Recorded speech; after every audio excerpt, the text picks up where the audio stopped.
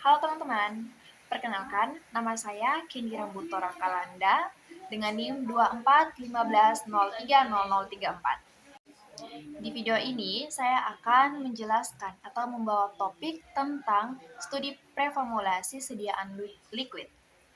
Selamat menonton. Teman-teman tahu tidak apa itu granul? Atau mungkin teman-teman pernah dengar kata granul? Jika teman-teman belum tahu, saya akan menjelaskan terkait granul secara garis besar dalam aspek sediaan farmasi. Jadi, granul berasal dari kata Latin yaitu granulum. Jika diartikan dalam bahasa Indonesia, artinya butiran kecil.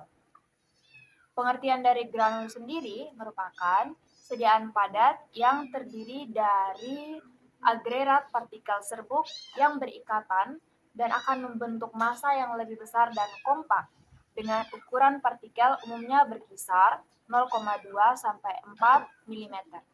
Selanjutnya, kita masuk pada pengertian dari granulasi atau proses pembentukan granul dari campuran serbuk untuk memperbaiki sifat fisik dan mekanik bahan, sehingga lebih mudah diproses menjadi sediaan padat.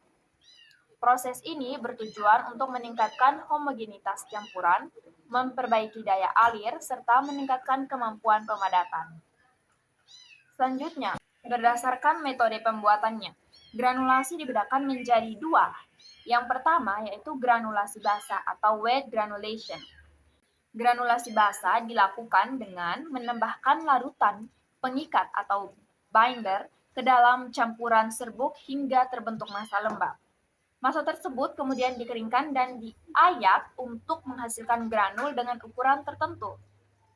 Adapun mekanisme pembentukan granul pada metode ini melibatkan pembentukan jembatan cair atau liquid bridge antar partikel yang setelah pengeringan akan membentuk ikatan padat. Selanjutnya ada granulasi kering yang kedua nih. Granulasi kering dilakukan tanpa penambahan cairan. Jadi campuran serbuk itu akan dipadatkan menggunakan tekanan tinggi dengan proses slugging atau roller compression.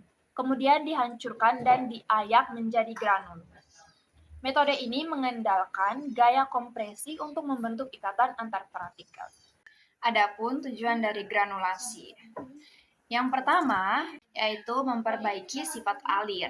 Jadi serbuk halus itu cenderung memiliki gaya kohesi tinggi akibat luas permukaannya yang besar. Jadi dengan granulasi ia akan meningkatkan ukuran partikel sehingga mengurangi gaya kohesi dan memperbaiki aliran. Yang berikutnya, ada pun faktor yang mempengaruhi proses dari granulasi. Yang pertama itu jenis dan konsentrasi bahan pengikat atau binder. Yang kedua itu ada kadar air atau kelembapan. Yang ketiga ada tekanan kompresi. Tekanan kompresi ini pada granulasi kering.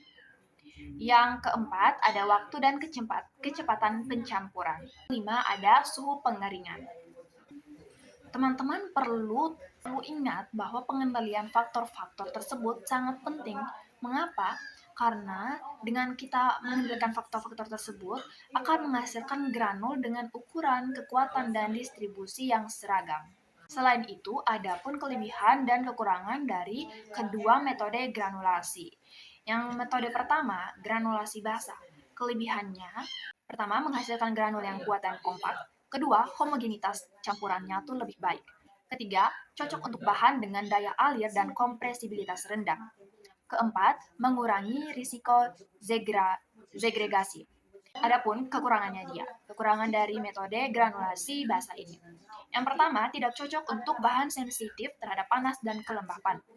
Yang kedua, proses lebih kompleks dan memerlukan tahap pengeringan. Yang ketiga, biaya produksi lebih tinggi. Keempat, risiko degradasi zat aktif akibat paparan air atau suhu yang tinggi.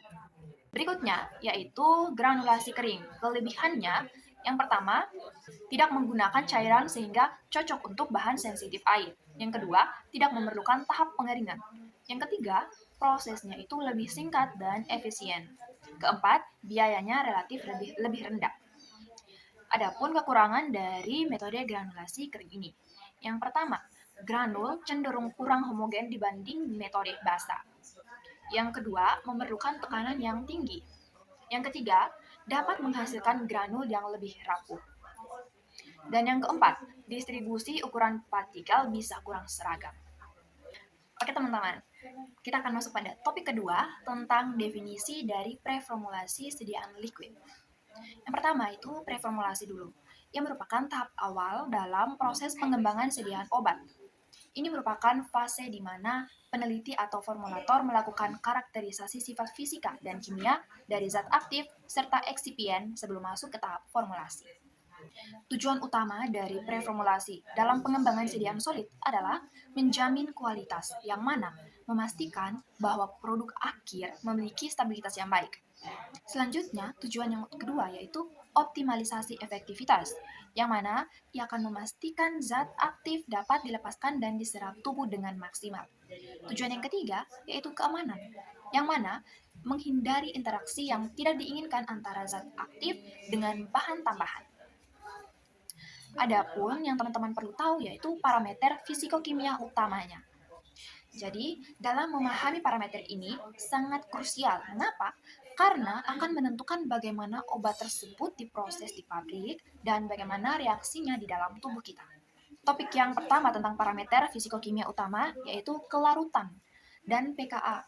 Kelarutan adalah menentukan seberapa cepat obat larut dalam cairan lambung atau usus. Dan jika tidak larut, obat tidak diserap oleh darah. Sedangkan pKa ia berhubungan dengan derajat ionisasi zat aktif pada pH tertentu. Ini akan mempengaruhi kemampuan obat menembus membran sel. Topik yang kedua yaitu koefisien partisi. Ini adalah ukuran kemampuan obat untuk larut dalam lemak dibandingkan dalam air. Nilai ini menentukan seberapa mudah obat melewati membran biologis yang bersifat lemak. Topik yang ketiga yaitu polimorfisme, kristal versus amorf. Zat padat bisa berbentuk kristal yang teratur atau amorf yang tidak teratur. Bentuk amorf biasanya lebih cepat larut, sedangkan bentuk kristal cenderung lebih stabil secara kimia. Topik yang keempat yaitu ukuran partikel, higroskopisitas, dan sifat alir. Yang pertama, ukuran partikel. Ia akan mempengaruhi kecepatan pelarutan dan keseragaman bobot saat tablet dicetak. Yang kedua, ada higroskopisitas. Ia merupakan kemampuan zat menarik uap air dari udara. Ini penting untuk menentukan jenis kemasan. Apakah butuh wadah yang kedap air atau tidak? Yang ketiga, ada sifat alir. Ini menentukan apakah serbuk itu bisa mengalir dengan lancar masuk ke dalam mesin cetak tablet yang akan digunakan.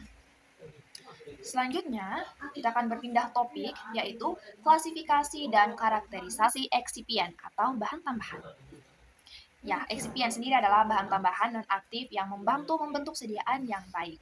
Jenis eksipien pertama yaitu pengisi, diluent atau filler. Fungsi utamanya menambah bobot sediaan agar ukuran layaknya untuk dikonsumsi. Eksipien yang kedua, jenis eksipien yang kedua yaitu pengikat atau binder. Fungsi utamanya memberikan daya rekat agar massa serbuk bisa menyatu menjadi tablet yang kompak. Jenis eksipien ketiga yaitu penghancur. Fungsi utamanya membantu tablet hancur kembali menjadi granul atau partikel saat menyentuh cairan tubuh. Jenis eksipien yang keempat ada pelicin. Fungsi utamanya mengurangi gesekan antar partikel atau glidan dan mencegah tablet menempel pada mesin cetak atau lubrikan. Kesimpulan atau garis besar dari preformulasi sediaan solid yaitu jika teman-teman memiliki pemahaman mendalam mengenai sifat fisikokimia zat aktif serta pemberian eksipien yang tepat, itu merupakan kunci keberhasilan dalam membuat sediaan solid seperti tablet atau kapsul yang bermutu tinggi, stabil, dan efektif bagi pasien. Sekian penjelasan atau gambaran besar mengenai granul, granulasi atau proses pembuatan granul, hingga preformulasi sediaan solid. Kiranya materi atau penjelasan yang saya berikan dapat bermanfaat bagi teman-teman semuanya. Terima kasih.